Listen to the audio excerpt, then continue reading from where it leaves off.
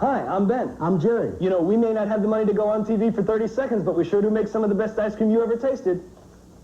Available in 35 countries, Ben & Jerry's is a worldwide success. The brand is synonymous with funky flavors like Chunky Monkey or Cherry Garcia, as well as a groovy laid-back vibe. And their delicious pints of ice cream have been the cure to many breakups across the globe and the main ingredient in the tastiest milkshakes. And it all began with a quirky duo named Ben & Jerry. After numerous setbacks, the two best friends set out to love what they do, while making a difference too. Their story is anything but usual and goes to show that there's much more to running a business than making a profit. Curious to find out what their secret business ingredients are? Then make sure to keep watching.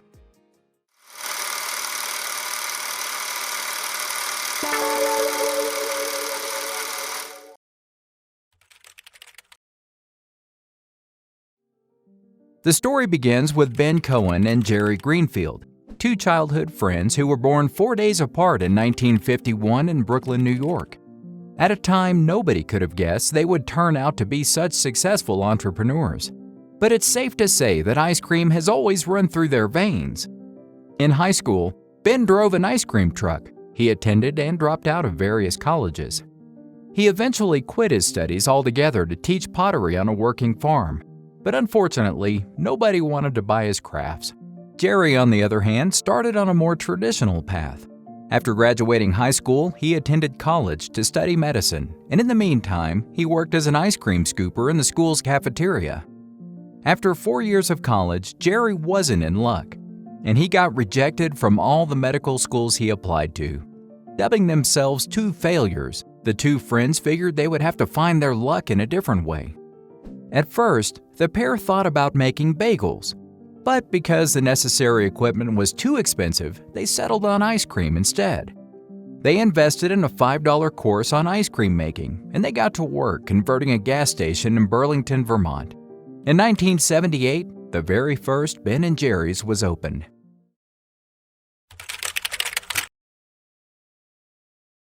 Both Ben and Jerry were 27 years old when they opened their shop.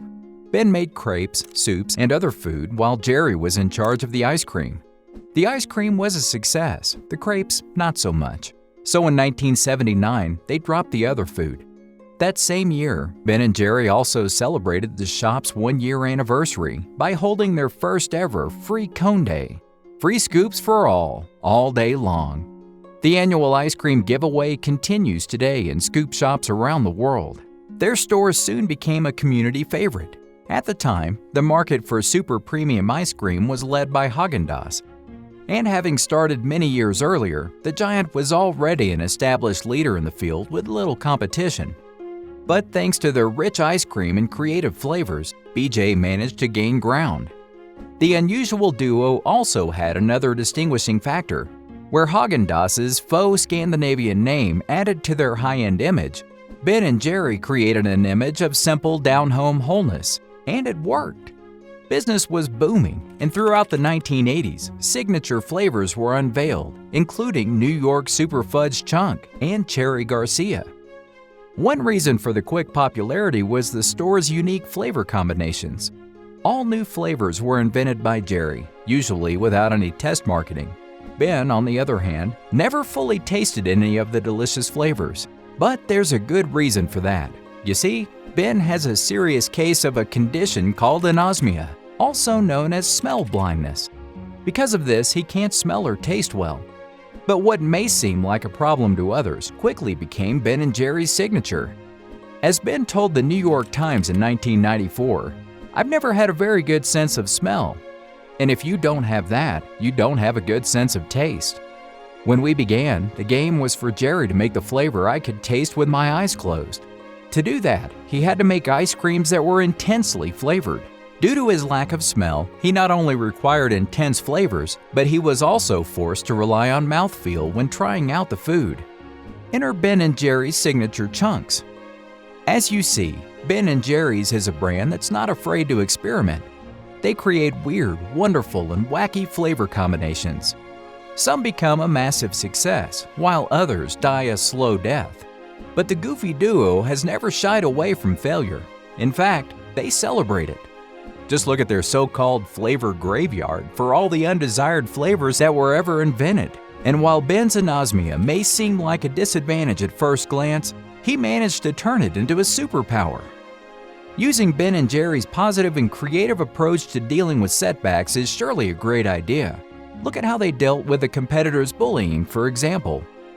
In 1984, Häagen-Dazs's parent company, Pillsbury, threatened suppliers with not selling Häagen-Dazs ice cream to them if they continued to sell Ben & Jerry's as well. The then tiny Ben & Jerry's was a David to Pillsbury's Goliath. So how could they possibly win this battle? At the time, Ben & Jerry's was a $4 million business, nowhere near big enough to take on the giant Pillsbury, which had a value of over $4 billion. While Ben & Jerry were certain they had a case, they also knew Pillsbury would drown them in legal fees. So instead, they took matters into their own hands and started the "What's the Doughboy Afraid Of" campaign. They put a sticker on their pint containers with the exact phrase, and when people called the number that was written next to it, they heard a voice recording telling them what Pillsbury was doing. Of course, publicizing a feud with a competitor does not always work out well. And if you watch our video on Oreo, you will see how it should not be done. But in this case, the campaign was a massive success. It outed Pillsbury as a corporate bully trying to squeeze Ben & Jerry's out of the market. And thousands of people contacted Pillsbury to voice their anger. In turn, Ben & Jerry's became more popular than ever.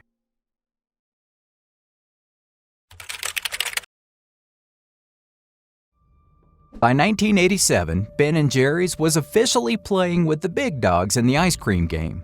By that point, sales were at $32 million, and by year's end, 1988, the quirky duo even earned the distinctive award of U.S. Small Business Persons of the Year from President Ronald Reagan.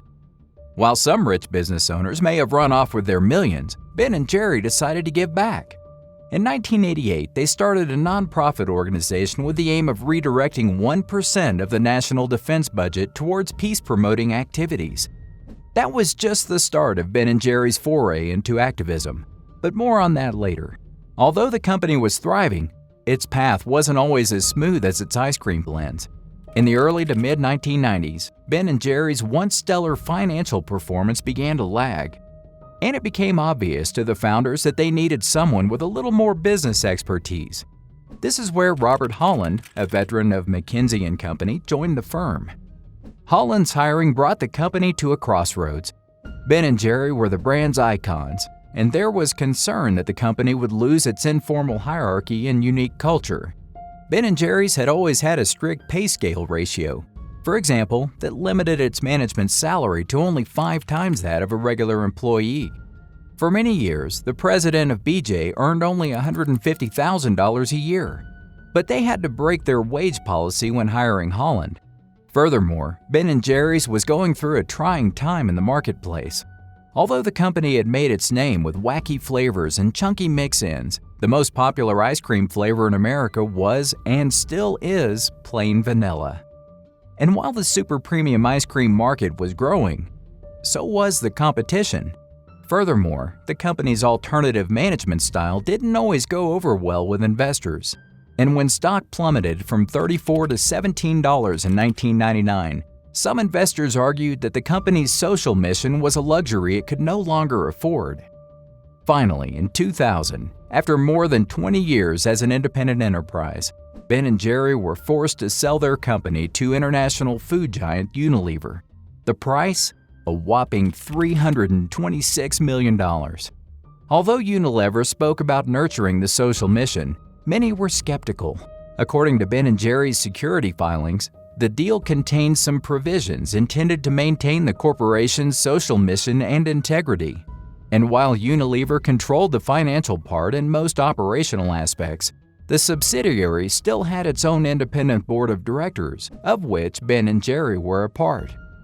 This subsidiary board had the right to sue Unilever at Unilever's expense for breaches of the merger agreement. And the deal also called for Ben & Jerry's to be operated separately from Unilever's other ice cream brands. This unique arrangement allowed Ben & Jerry's to run its business in a socially conscious manner, which had been the trademark of the brand since inception.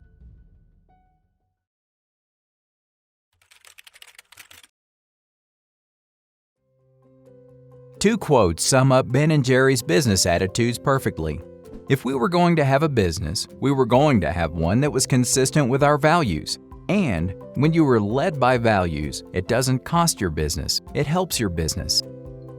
For some companies, laying out the core company values comes down to merely picking a few bland and generic cookie-cutter principles, throwing them together, and calling it a day. But tapping into universal values in a business setting can truly be a game changer. They not only play a vital role in keeping the entire workforce on the right track, but they also give purpose. For Ben & Jerry's, it's never been just enough to turn a profit or even to provide the best possible ice cream product to their customers. They also want to use their business to try to make the world a better place through charitable work and activism. Deciding to take a stand for a cause you believe in can seem scary and risky. And for some, the fear of losing customers can overpower a desire to do good. But Ben & Jerry have never let that stop them. Since day one, they have marched to the beat of their own drum. And their iconoclastic style shows through when you look at their mission statement and the values they emphasize. As of 2021, the company is ahead of the curve in corporate social responsibility, and their commitment to aligning business with values has never wavered. As they have a long history of activism, they cannot be accused of opportunistic campaigning or jumping on a bandwagon either. But had this always been their plan? Well, not entirely. When Ben & Jerry first started out, they were simply trying to earn a living. It was only when the business began taking off that the transition toward a more progressive enterprise took place. Ben was disappointed that Ben & Jerry's was just a business like others, one that exploits its workers and the community.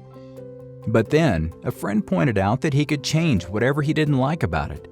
Over time, the duo came to view their business as an experiment to see if it was possible to use the tools of business to repair society. And at the end of each month, they would ask themselves the following questions, and the company. How much have we improved the quality of life in the community? And how much profit is left over at the end of each month? If they didn't contribute to both those objectives, they considered it a failure. But by their own expectations, and many others, they ended up being extraordinarily successful instead. Over the years, the duo has continued to maintain its socially responsible corporate image. They find it important to lead by example, and they often stress the importance of community involvement. Community involvement refers to the power to positively impact the community in which you operate. And it is no secret that it plays a big role when it comes to growing one's business. It can serve as an invaluable platform for you to promote your products and services, and it is an easy and effective way to increase brand awareness, build trust, and foster your company values. Plus, it also allows you to establish meaningful connections, give back to those in need, and change lives for the better. A win-win for everyone involved. From the outset, Ben & Jerry were deeply committed to Vermont's economy and environment. They relied heavily on local suppliers of milk to make their products. They hired a local artist to design their cartons and graphics. And as the company's need for capital increased, they resisted venture capitalist financing and instead sold stock to Vermont residents, thereby reinforcing the company's local roots. Through these acts, such as aligning their business with their values and serving their community, the duo not only built a long-lasting legacy that they can be proud of, but they also showed the world that business can be a source of progressive change. To them, giving back and doing good and making a profit and being financially successful are not mutually exclusive at all. And as Jerry once said, if you open up the mind, the opportunity to address both profits and social conditions are limitless. It's a process of innovation. The company pioneers the pursuit of business with a double bottom line, profits and people. Ben & Jerry call this the double dip, and in 1998 they even published a book with the same title. If you need a little motivational push and are curious to read more about how these two unusual entrepreneurs managed to lead with their values while making money too, then make sure to check it out. One passage that we particularly like was the following. Modern marketing is a process whereby faceless, nameless, valueless corporations hire marketers to determine what the consumer would like their brand to be, and then fabricate an image that corresponds. But they still only get a sliver of the market, because their made-up story isn't more appealing than the next. With values-led marketing, you just go out there and say who you are. You don't have to fool people to sell them your product. This was the story of how two best friends ended up creating an ice cream legacy. Going beyond the funky ice cream names and colorful pints, the story of Ben & Jerry's is as feel-good as the ice cream flavors themselves, and they are the perfect example of a brand that incorporates its values into every aspect of the business, while having fun too. Which one of the 3 tips was your favorite? And had you already heard of value-led marketing before? Make sure to share it in the comments. I'm curious to hear your thoughts. If you enjoyed this story, then don't forget to check out our channel for more inspiring business videos.